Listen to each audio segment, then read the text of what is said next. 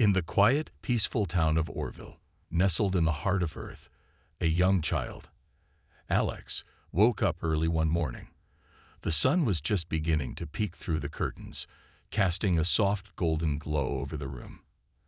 Alex, only 10 years old, was the picture of innocence.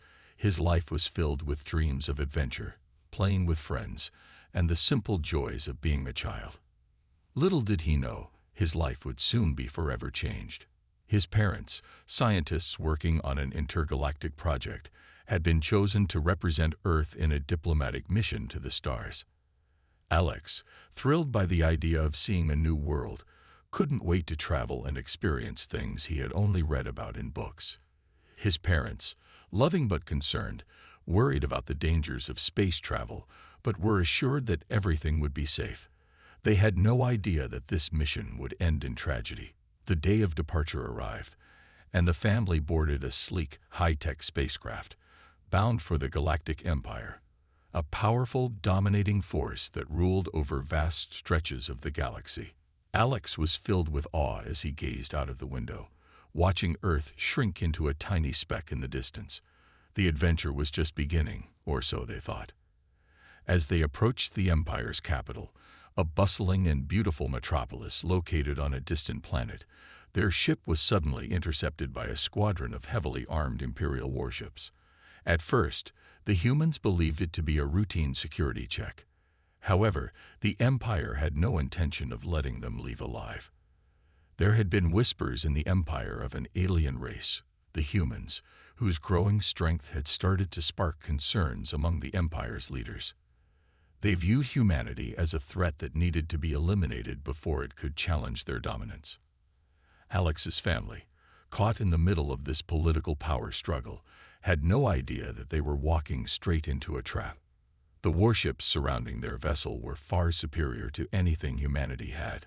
The Imperial fleet demanded that the human ship land on the planet below, claiming that they needed to inspect it. Reluctantly, the family complied, unaware of the cruel fate awaiting them. As they landed on the planet's surface, an eerie silence settled over the crew.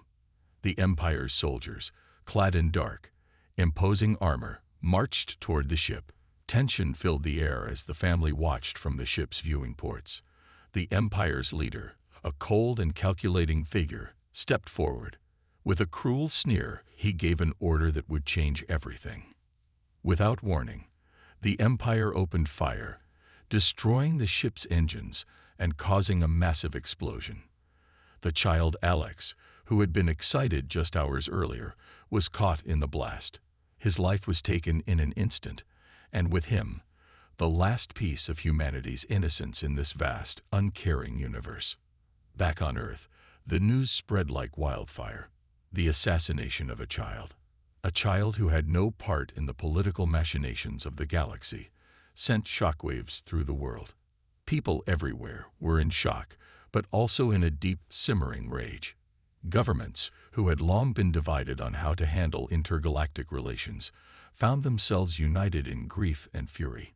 It was not just the death of one child, but the death of a symbol, the innocence of humanity, destroyed by the hands of a ruthless empire.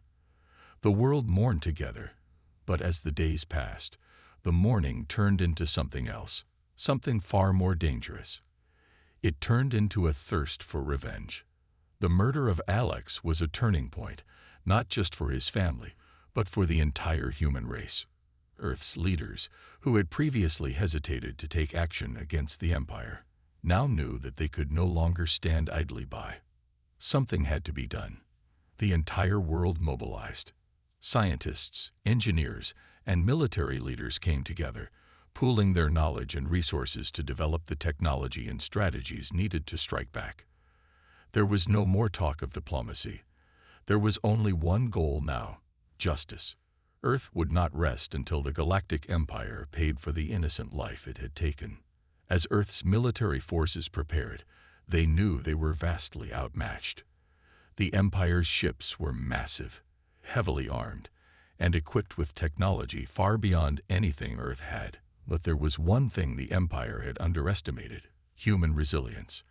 The loss of one child had ignited something deep within humanity. It wasn't just about revenge anymore. It was about proving to the galaxy that Earth could not be trampled, that humans were not a race to be ignored or crushed without consequence. The Empire's cruelty had awakened a sleeping giant.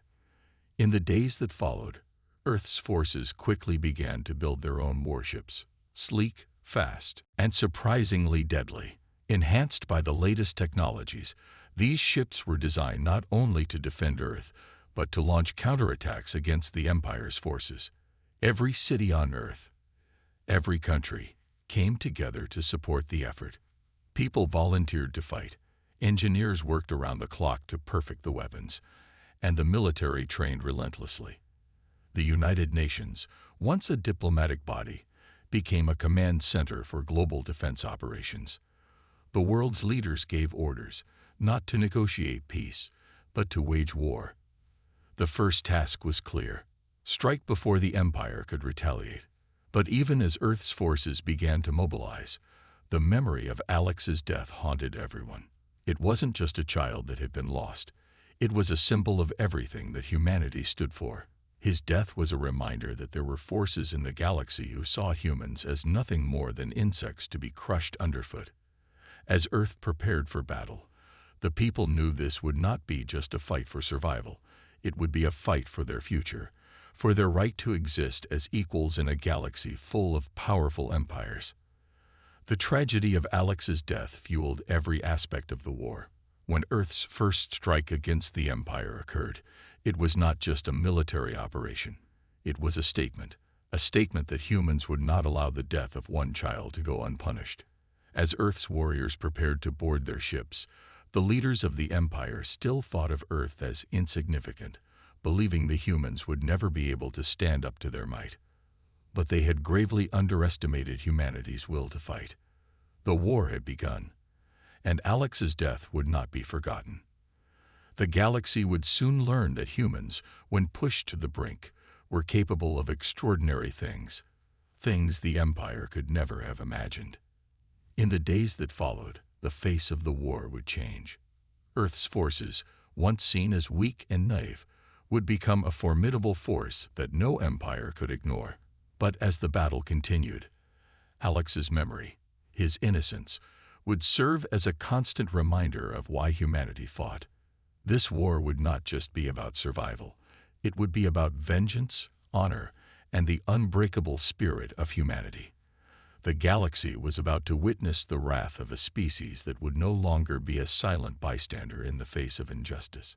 The Empire had made a terrible mistake, and they would soon learn the true power of a united Earth. And so, the story of one innocent child would go on to shape the future of the galaxy forever. In the far reaches of the galaxy, war had become a way of life.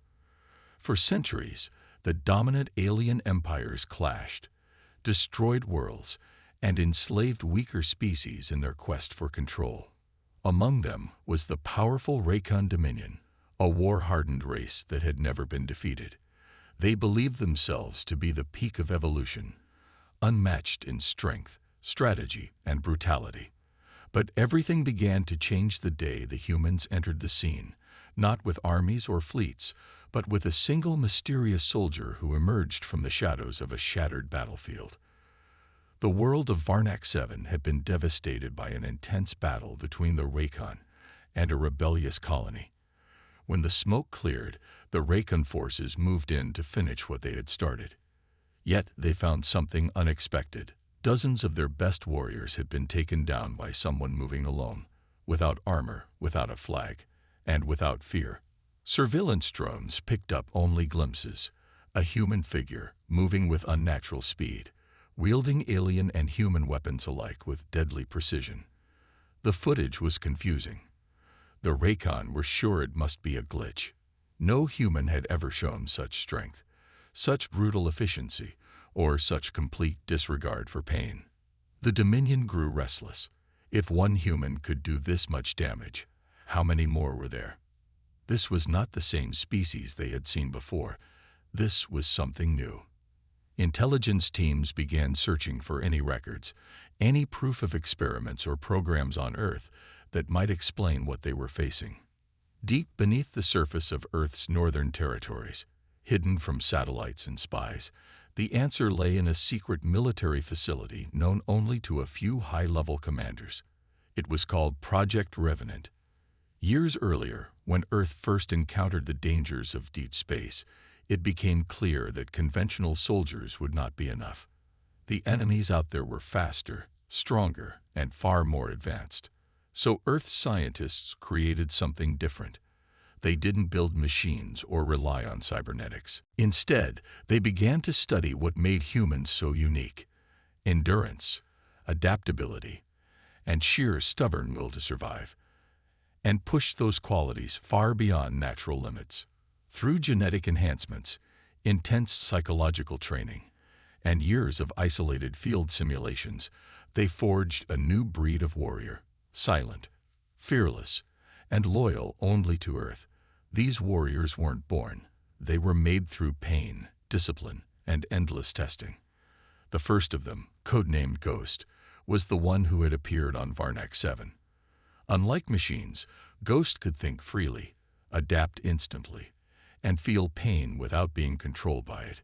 He wasn't faster than a machine, but he moved with purpose. He wasn't stronger than the Raycon, but he used their strength against them. And more importantly, he didn't care about glory, orders, or survival. His only mission was to protect Earth from the monsters beyond its stars, no matter what it took.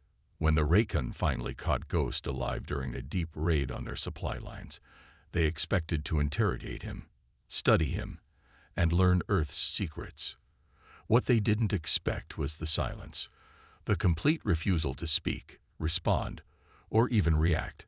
They tortured him for days, exposed him to conditions that would kill most beings in seconds, but Ghost endured, silently watching them with cold eyes.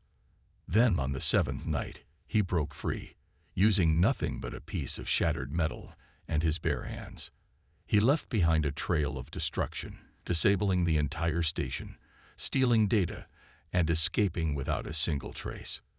By the time the Raycon realized the scale of what had happened, it was too late. Earth had just sent a message without saying a word. Humanity had evolved. Word spread quickly across the galaxy. Empires who had once dismissed humans as weak began to reconsider their strategies. Mercenaries and bounty hunters refused missions involving Earth. Whispers filled the dark corners of spaceports. Rumors of invisible soldiers, of silent reapers who fought without mercy and vanished without a trace. Earth, for the first time, was feared. But Earth didn't stop with one. Ghost was only the first success. Over the next 2 years, Earth quietly produced more revenants, each with their own specialty: one expert in infiltration, another in heavy assault, another in sabotage. They didn't form an army. They were ghosts, scattered across the stars, moving alone or in pairs, destroying key targets, spreading fear in places where no one thought humans could reach. Despite their growing influence, the Galactic Council continued to ignore the threat, assuming Earth was still too small, too inexperienced to pose a real danger. That was their second mistake. Their first was allowing the Raycon to kill millions in their wars, hoping someone else would stop them. But humans didn't wait. When Ghost and his kind started targeting council leaders who secretly supported the Raycon, everything changed. One by one, powerful figures began to vanish, their ships found floating empty in space.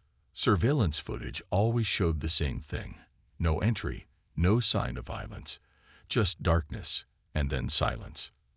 Back on Earth, even the public didn't know the full truth.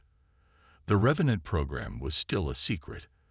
The soldiers, though heroes to those who trained them, remained hidden from view. They had no homes, no families, and no identities. They had become the weapons Earth needed to survive the galaxy's cruelty. And yet, they were not without purpose. Each one carried the memory of a broken Earth, of cities once destroyed by alien invaders, of friends lost in early battles. That pain drove them, not for revenge, but to make sure no child, no town, no country would ever again feel powerless beneath the weight of alien oppression. The Raycon finally realized the scope of Earth's response when one of their core planets fell in a single night. Communications severed, military bases crippled, leadership wiped out without a single broadcast or declaration of war. The attack had no name, no banner. Only one word was found scrawled into the control panel of the fallen warship, burned in with plasma: Revenant. That word soon became a symbol of fear. Across the stars, those who had once mocked humanity now watched the shadows. They knew the rules had changed. Earth would not rise through diplomacy or alliances. It would rise through the quiet, unstoppable force of those few warriors who had sacrificed everything to become something greater than human, something the galaxy had never seen before. And so, a new breed of warrior was born, not from hatred, but from necessity. Forged in silence, powered by purpose, and sharpened by pain, they moved through the stars like whispers of death. The galaxy had awakened a force it could no longer ignore. Humanity had not just survived. It had adapted. It had evolved. And now, in the darkness between the stars, Earth's enemies would come to fear the one thing they never expected: the strength of the human spirit, reborn in the body of a warrior with no name, no fear, and no mercy. The galaxy had long believed that Earth was a quiet planet, distant and harmless, filled with creatures too emotional and chaotic to ever become a threat. The powerful empires of space viewed humans as primitive, their wars petty, their technologies laughable.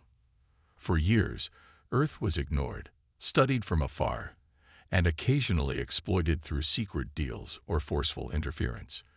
But everything changed the day a human colony on the edge of neutral space was destroyed without warning by the Zelvar Coalition, one of the most feared military alliances in the known systems. They claimed it was an accident, that the human outpost had been mistaken for an illegal weapons factory. The footage told a different story: Zelvar ships raining fire upon civilian structures, entire families burned alive, children screaming as their world turned to ash.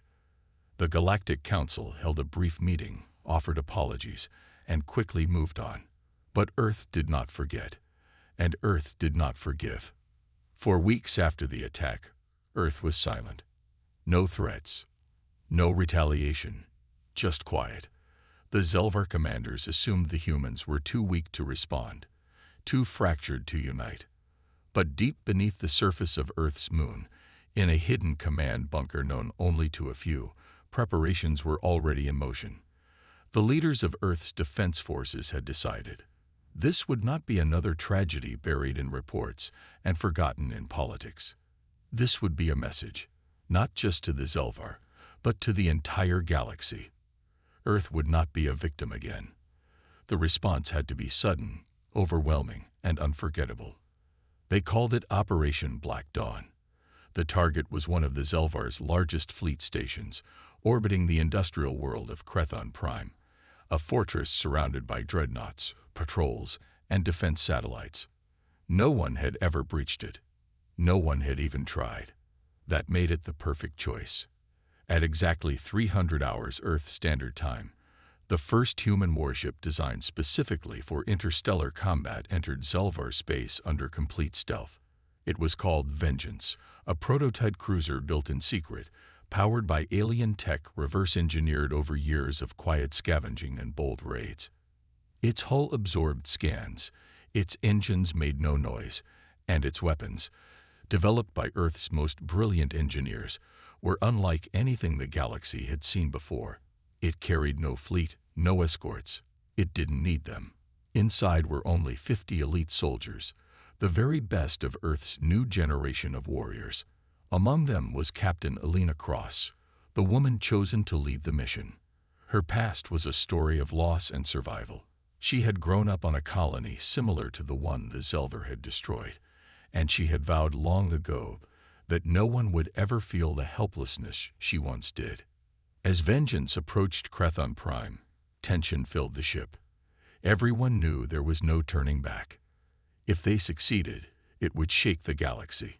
If they failed, Earth would be next. But none of them hesitated. They had trained for this moment, sacrificed families and homes for it. When the ship dropped out of stealth within firing range, The station's alarms lit up instantly. Confusion spread among Zelvar ranks. There was no record of a human fleet nearby, no warning of incoming forces. Before they could react, vengeance unleashed its first strike. A beam of focused energy, silent and invisible, sliced through one of the station's primary reactors. The explosion tore through its core, setting off a chain reaction. At the same time, drop pods launched from the warship, slamming into the outer decks with precision. The human soldiers emerged like shadows, their armor dark and silent, their weapons firing rounds that pierced even the heaviest Zelvar plating. Within minutes, control rooms were overrun, communication towers disabled, and defense turrets turned inward. The Zelvar fought back with everything they had: drones, mech suits, shock troops. But the humans moved like they had trained for this exact battle 1,000 times before. Captain Cross led the charge through the central command tower, her team disabling security systems and uploading a virus into the station's mainframe. This virus didn't just destroy data, it broadcasted the entire assault live across the Zelvar-controlled systems. Billions watched in horror as their proudest station fell, as human soldiers walked through fire and blood like ghosts of vengeance. Unstoppable. And the battle lasted only 17 minutes. When it ended, Crethon Prime's fleet station was nothing but a burning wreck, drifting helplessly in space. The vengeance didn't stay to gloat. It vanished the same way it arrived, without a trace. The Zelvar scrambled to recover, but they couldn't explain how a single ship had done so much damage. Panic spread through their territories. Rumors claimed Earth had developed a new kind of weapon, that they had made deals with darker forces, or that humans had been hiding their true strength all along. The truth was far simpler. Earth had been preparing, learning, and waiting for the moment it would be forced to act. The galaxy had pushed too far, and now it was too late to stop what was coming. Back on Earth, the success of the mission was not celebrated with cheers or parades. There was only a cold silence among the commanders. They knew this was only the beginning. The first strike had sent a clear message, but it had also painted a target on Earth. The Zelvar would retaliate, and others would take sides. War was no longer a distant possibility. It was reality. But Earth was ready. For the first time, the galaxy understood that humans were not just survivors. They were warriors. When pushed, they did not crumble. They struck back with precision, with fury, and with purpose. And as the stars watched the smoke rise from Crethon Prime, one thing became clear to every empire and warlord. Earth had entered the game, and it was not here to play. It was here to win. And the galaxy would never be the same again. The cold wind of space whispered through the ruined corridors of Outpost Theta 6, a once thriving human research station, now reduced to a graveyard of metal and silence. Orbiting a nameless planet on the edge of disputed territory, it had become the final line of defense against an enemy that was never supposed to reach this far. The Alzari, a species of merciless conquerors, had swept across sectors like a plague, leaving only burning skies and broken civilizations in their wake. Their warships moved like shadows, silent and swift, and their troops were bred for destruction. Most believed humans would surrender, negotiate, or hide. But Earth knew that this was not a battle that could be avoided. It was a fight for survival, and humanity had no intention of dying quietly. Inside the remains of Theta 6, a group of human soldiers and civilians huddled together, their faces smeared with ash and exhaustion. Supplies were almost gone, and rescue was unlikely. The distress signal they had sent weeks ago had vanished into the void, and the Alzari patrols were tightening around them like a noose. But even in that darkness, there was fire.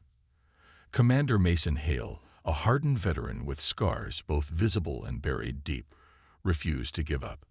He knew that hope was a fragile thing, easily broken, but willpower, that was something else. That could become a weapon. With only a handful of fighters and scavenged weapons, Hale made a choice that would change everything. They wouldn't wait for help. They would turn the outpost into a trap, a tomb for the invaders, and they would make the Alzari pay for every inch of ground. The plan was madness, but it was their only chance.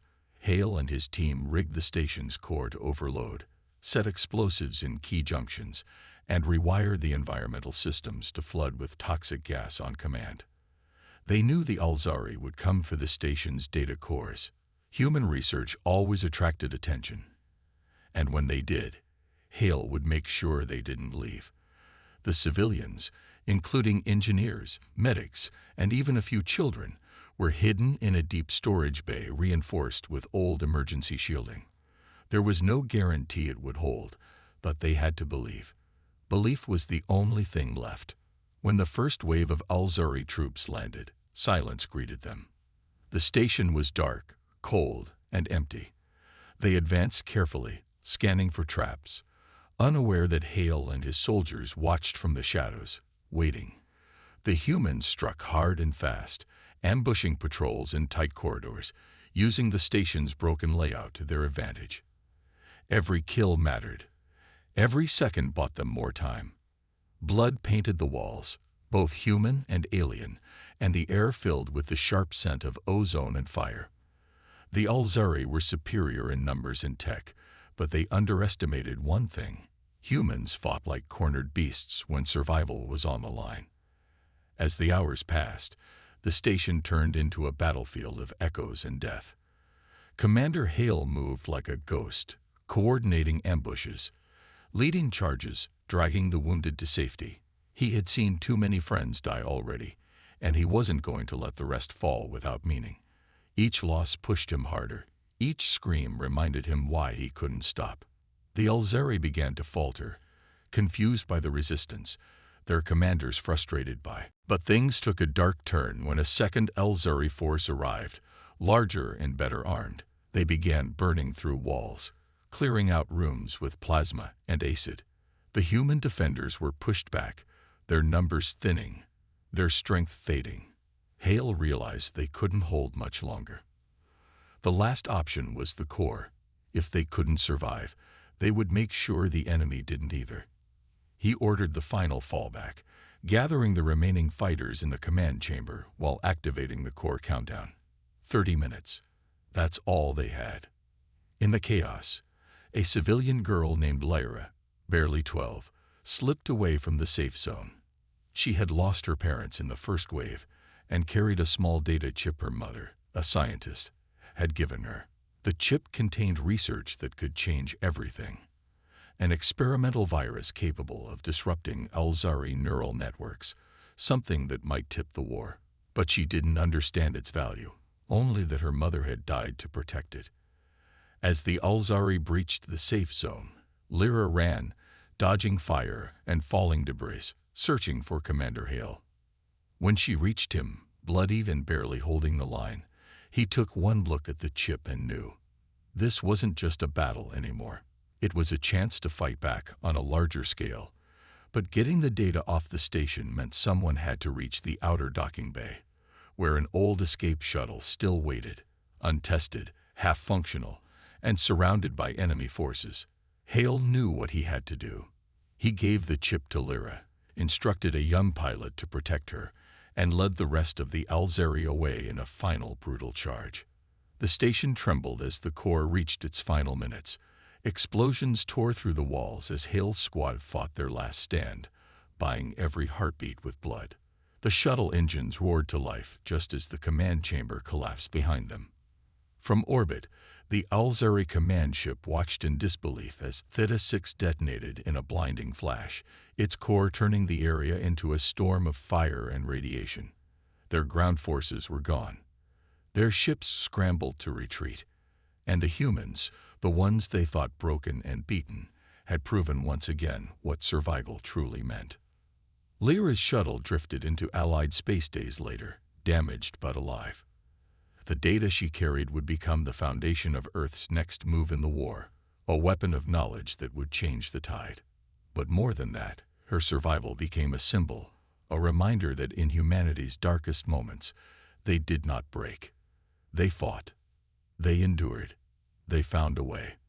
The galaxy began to understand that humans were not just creatures of flesh and emotion. They were born in struggle, shaped by chaos, and when faced with extinction, they did not kneel. They rose with fire in their hearts and survival in their blood. And this everyone would remember. Earth never fights for glory. It fights to live. And that makes it unstoppable. The galaxy was quiet in the aftermath of the war, but the silence was not peace. It was the pause before something new began. Planets burned out, ships drifted like bones of forgotten giants, and systems once ruled by ancient empires now lay in ruins. The Alzari dominion had fallen, crushed by an unexpected force. Humanity, a species once dismissed as primitive and emotional, had risen from the ashes of its own destruction and rewritten the rules of survival. Their victory had not come through overwhelming power, but through resilience, through unity in pain, and through a fierce refusal to surrender. But now, with the war over and their enemies scattered, a new question lingered in the stars. What would humanity become without war to define it? On the bridge of the first Earth-built interstellar flagship, the Horizon Spear, Captain Aria Lennox stared at the map unfolding before her. Hundreds of unclaimed systems, many once held by fallen empires, now stood open.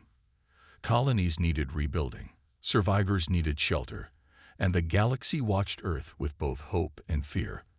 For the first time in history, humanity held the power to shape the future not just for itself, but for every living species, and Aria knew that power would be tested not by enemies with weapons, but by choices that echoed across generations. The United Human Alliance, formed during the height of the war, had now turned into the central force of order across the former battle zones.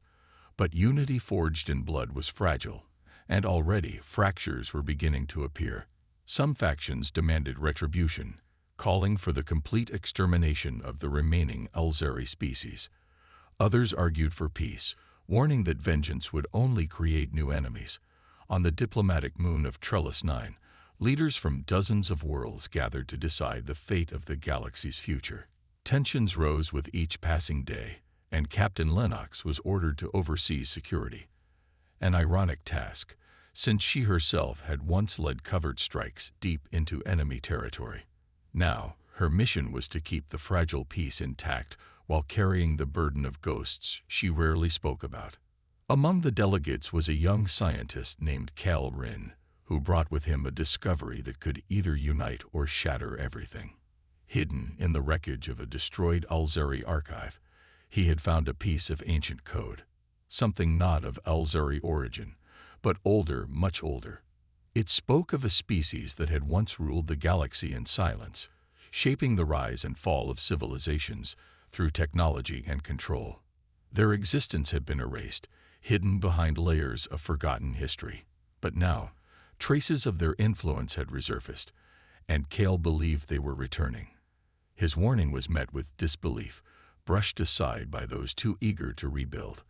But Aria listened. She had seen enough to know that silence in the galaxy often meant something far more dangerous was waiting. While diplomats argued and leaders made promises they couldn't keep, Aria took the Horizon Spear on a mission of her own. With Cale and a team of trusted specialists, she ventured into the uncharted sectors near the galactic core, following the fragments of the ancient code. What they found there changed everything. A dead world, covered in structures unlike anything known, pulsing with dormant power. Deep within its core, they uncovered a machine, still alive, still thinking, waiting. It spoke in symbols and pulses, warning of a cycle that had happened before. Civilizations rise, fight, fall, and from their ashes, this unknown force would harvest their knowledge, their essence, and reset the stars. Humanity had broken the cycle by surviving, by evolving under pressure instead of collapsing. But that made them dangerous in the eyes of the Ancient Ones. They would not allow such a deviation to continue. As Aria and her crew decoded the final message, a signal burst from the dead world. A call, a trigger. Across the galaxy, machines buried for millennia awoke. They did not come with fleets or armies, but with silence. Systems went dark. I-cores were wiped. Entire planets lost their stars. It was not war. It was cleansing. And it had already begun. Aria rushed back to Trellis 9, bringing proof of what was coming. The once divided delegates now stood united in terror, realizing the war with the Alzari was merely a spark in a much larger fire. Earth was once again at the center of something unstoppable. But this time, they were not the victims. They were the anomaly, the unpredictable force the Ancient Ones could not understand, and that gave them an advantage. Under Aria's command, the Horizon Spear led the first joint strike force made up of humans and former enemies alike. The surviving Alzari, now leaderless and scattered, had no choice but to join the alliance if they hoped to survive. It was a strange sight. Warriors who had once slaughtered each other now fighting side by side against a faceless enemy that did not bleed or speak. Battles were no longer fought for territory, but for control of data, of thought, of memory. Aria became a symbol across the stars, not just of human strength, but of something even more powerful, human adaptability. Where the machines expected logic, they found emotion. Where they predicted patterns, they found chaos. And where they assumed submission, they found resistance fueled by love, pain, and the desperate will to protect what mattered. After months of relentless struggle, Aria's team discovered a weakness. The ancient machines relied on a network, a vast web of connections older than stars themselves. If that network could be severed, even briefly, it would buy enough time to strike at their source. But the cost would be immense. Someone would have to enter the central node, a place where thought and time no longer moved as normal, and overload it from within. It was a suicide mission, and everyone knew it. Aria volunteered without hesitation. She had lost too many, carried too much guilt, and if her death meant others could live, then it would be worth it. Inside the node, she saw visions, faces of those she loved, those she lost, even those she never met. The machine tried to understand her, to break her with memories and doubt. But Aria smiled through it all. She wasn't perfect, she wasn't fearless, but she was human. And that made her impossible to predict. With one final thought, she triggered the overload, and the network collapsed. Across the galaxy, the machines fell silent once more. Months passed. Humanity mourned, rebuilt, and remembered. A statue of Aria Lennox stood at the new Galactic Assembly, her hand reaching toward the stars. The cycle had been broken. A new dawn had come, not just for Earth, but for every species that had stood together when the galaxy needed them most. Humanity was no longer just a survivor. It was now a leader, a protector, and a reminder that even in the cold darkness of space, a spark of will could light the future. And that spark, once born on a small blue planet, now burned across the stars.